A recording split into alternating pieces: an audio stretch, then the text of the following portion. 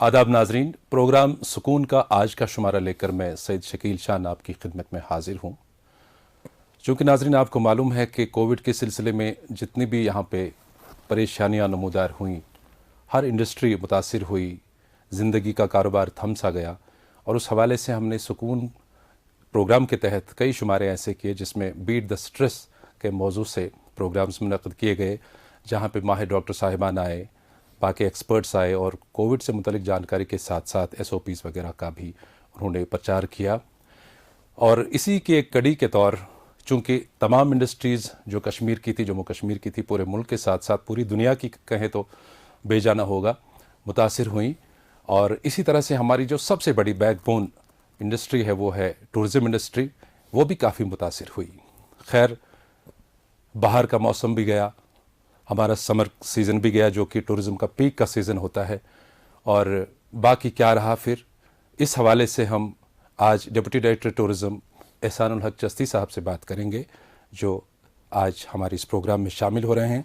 अस्सलाम वालेकुम एहसान। वालेकुम सलाम।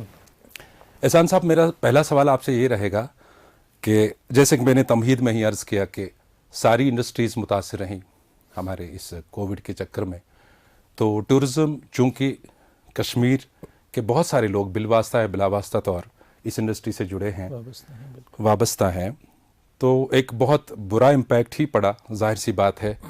तो उसके बाद कोविड के साथ टूरिज़म, ये रिलेशन कैसा रहा, ये निभा कैसे किया आपके डिपार्टमेंट में? शकील साहब, बहुत शुक्रिया मदऊ करने के लिए। जैसा कि आप जानते हैं कि कोविड एक आलमी वबाई बीमारी है जी। इसने किसी खास खत्ते, मुल्क या किसी खास सन्नत को ही अपनी लपेट में नहीं लिया, बल्कि इसने पूरी आलम को, आलम इंसानियत को अपनी लपेट में ले लिया है और लगभग तबाह करके रख दिया है। बिल्कुल सही। जहाँ और भी सेक्टर मुतासिर हुए, वहाँ सयाहत का शोबा भी इससे मुतासिर हुए बगैर नहीं रह सका। सही। और सयाहत यहाँ की नहीं बल्कि आलमी सतह की, बिल्कुल ग्लोबल टूरिज्म से मुतासिर हुआ, जॉब लॉसेस हुए और भी चीज़ें हो गई। रहा सवाल हमने यहाँ मुकामी सतह पर क्या किया। बिल्कुल मुकामी सतह पर, जैसा कि आप जानते हैं कि जब कोविड नमूदार हुआ, फरवरी वगैरह का ज़माना था, तो उस वक्त यहाँ विंटर टूरिज़म शुरू हो चुका था, अपने जोबन पे था, और उसके बाद से ही लॉकडाउन वगैरह हो गया, तो और हालात थोड़ा ख़राब होते गए। लॉकडाउन हो गया और उसके बाद डिपार्टमेंट ने इस दौरान, चूँकि कोई एक्टिविटी नहीं रही जी, तो डिपार्टमेंट ने क्या किया, अवलीन फुर्सत में हमने ये किया कि हमने एक असेसमेंट सा किया कि हमारे जो स्टेक होल्डर्स हैं या इंडस्ट्री है जी, तो उस वक्त इमीडिएटली क्या ज़रूरत है। बिल्कुल सरकार ने एक हुक्मनामा उस वक्त किया ये कि जिन टूरिस्ट यूनिट होल्डर्स की रजिस्ट्रेशन 31 मार्च 2002 को ख़त्म होने वाली थी, उसको एक ऑर्डर के ज़रिए सो मोटो जून तक बढ़ा दिया गया, ताकि उनको बाहर ना निकलना पड़े और सोशल डिस्टेंसिंग कायम रहे। मतलब 2020 अच्छा, इसके साथ ही सरकार ने एक सस्टेनेंस पैकेज सा दिया। जो शिकारा वाला हैं, हमारे जो टूरिस्ट गाइड्स हैं या पोनी वालाज हैं, स्लेज वालाज वगैरह हैं, उनके हक में 1000 रुपये पर मंथ के हिसाब से एक सस्टेनेंस पैकेज दिया। पहले 1 माह के लिए, फिर 3 माह के लिए किया गया, और जो उसमें करीब 4.5 करोड़ के करीब पैसा उनमें डिस्बर्स हो चुका है, और अब उसको और 6 माह के लिए एक्सटेंड भी किया जा चुका है। तो ये तो अभी तक का हुआ है। अब जो आने वाला है उसमें हम, अब जैसा कि आप जानते हैं कि Covid is not over, Covid है और हमको कोविड के साथ जीना पड़ेगा। बिल्कुल। और अब अनलॉकिंग हो रही है, जो बहुत इक्तिसादियात के बहुत से शोबे हैं जो आहिस्ता आहिस्ता खुल रहे हैं, उनमें सयाहत का शोबा भी शामिल है। और वो वहाँ पर जो क्या हो रहा है कि उन प्रोटोकॉल्स और प्रिकॉशंस के साथ हम भी यहाँ पे आहिस्ता आहिस्ता खोल रहे हैं। बिल्कुल। और एहसान साहब, चूँकि जैसा कि मैंने जिक्र किया पहले कि हमारा जो मौसम बहार होता है, जब टूलिप का यहाँ पे सीज़न होता है, वो भी कोविड की नज़र ही गया। उसके बाद हमारी तवक्कात वाबस्ता होती हैं हमारे गर्मा मौसम के साथ, जो कि मई से शुरू होकर अगस्त एंडिंग तक, या इवन सितंबर अक्टूबर में भी हमने टूरिस्टों की भरमार देखी है अपने यहाँ वादी में। तो वो सारा सीज़न हाथ से चला गया लॉकडाउन की वजह से। अब चूँकि आप कह रहे हैं कि इक़्तिसादी बहरान भी काफ़ी अरूज पर आने वाला था, तो इस वजह से सरकार ने ऐलाननामे के तहत دھیرے دھیرے ساری انڈسٹریز کھولنا شروع کر دیں, اور اس میں لوگوں کو بھی SOPs کا بہرحال خیال رکھنا ہے. تو اب چونکہ ساری نظریں جو وہ گڑی ہیں ونٹر ٹورزم کی جانب. بالکل. ونٹر ٹورزم جو آپ کا ایک شعبہ ایسا ہے جہاں سمر ٹورزم ہے, وہاں ونٹر ٹورزم کو بھی کافی بڑھاوا دیتا ہے آپ کا ڈپارٹمنٹ, سرکاریں.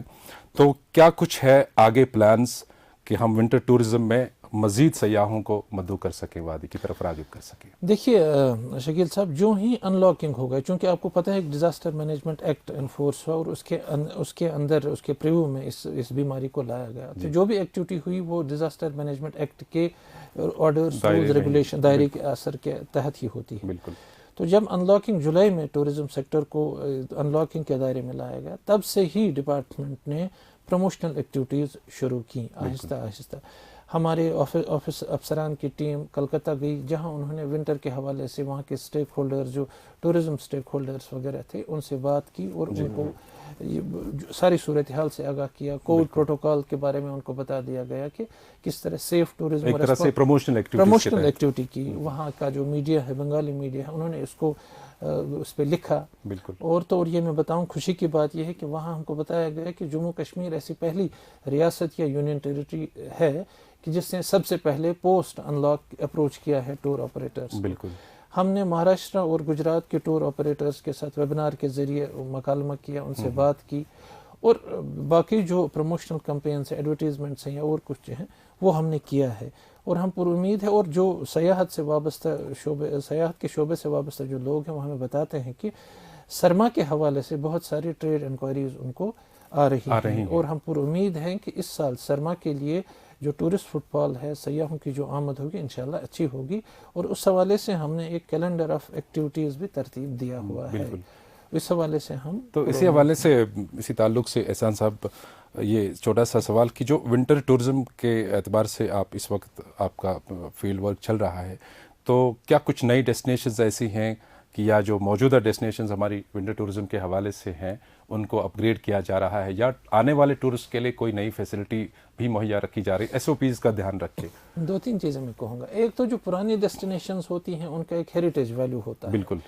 فار ایگزامپل دلی جائیں گے تو آگرہ جائیں گے تو تاج محل نہیں, بالکل وہ اس بات سے انکار نہیں پائے گا. اسی طرح سے آپ کشمیر آئیں گے تو گلمرگ نہیں دیکھیں گے تو آپ کا جو ٹرپ ہے نامکمل رہے گا. صحیح بات. تو ان کا ہیریٹیج ویلیو ہوتے ہوئے جو نئی ڈیسٹینیشنز ہیں, دودھ پتھری ہے اور بھی جگہیں ہیں, یوسمرگ وغیرہ ہے, اس کو تو پروموٹ کر ہی رہے ہیں. اور اب آہستہ آہستہ جو ٹور آپریٹرز ہیں یا پراسپیکٹو ٹورسٹ جو ہیں ان کی زبان پر اب آ ہی گیا ہے. بالکل.